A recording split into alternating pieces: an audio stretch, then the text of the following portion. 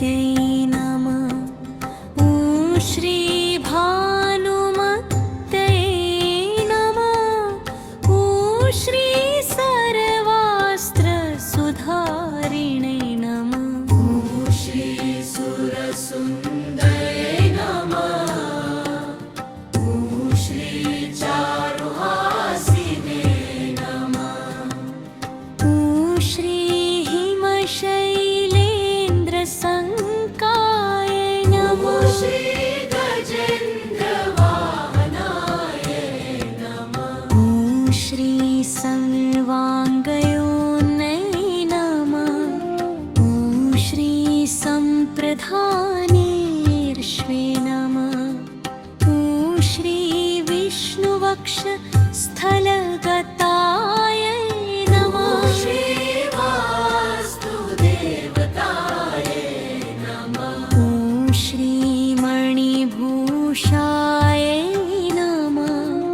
ॐ श्री रसनाप्राणदायित्वे नमः। ॐ श्री तेजो लक्ष्मे नमः।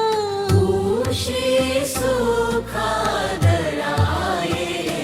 नमः। ॐ श्री सौम्यरूपाय नमः। ॐ श्री स्वार्थसाधनकरे नमः। ॐ श्री सपूर्णमण्डलाय नमः। ॐ श्री शङ्खभदासनस्थिताय। ॐ श्री सिद्धसेविताय नमः। ॐ श्री हिरण्यगर्भाय नमः। ॐ श्री सर्वमङ्गलमाङ्गल्ये नमः। ॐ श्री सत्यसङ्कल्पाय नमः। श्री शुभापानाय नमः। ॐ श्री सुरेन्द्रनीमताय नमः। श्री सदुरिमपाय नमः। ॐ श्री शुभमङ्गलाय नमः। ॐ श्री व्योममध्यस्थाय नमः। ॐ श्री वसुमतल्ये नमः। ॐ श्री विजयाय नमः। ॐ श्री वागीश्वरे नमः। ॐ श्री विश्वरूपाय नमः। ॐ श्री व्योमपायिन्ये नमः। ॐ श्री विष्णुवल्लभाय नमः। ॐ श्री विन्ध्यवासिने नमः। ॐ श्री सर्वमङ्गलाय नमः। ॐ श्री सर्वकामप्रदाय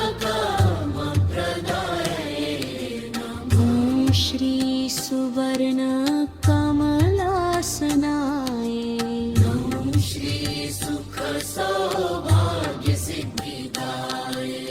ॐ श्री सर्वाभिलाषपूर्णच्छाय नमः। ॐ श्री शुद्धाय नमः। ॐ श्री सर्वं व्यापिने नमः। ॐ श्री सर्वकलाय नमः। ॐ श्री स्वरूपाय नमः। ॐ श्री सरदाय नमः। ॐ श्री शाश्वतये नमः। ॐ श्री सुप्रतिष्ठाय नमः। ॐ श्री सर्वभूतमहेश्वरे नमः। ॐ श्री स्मभू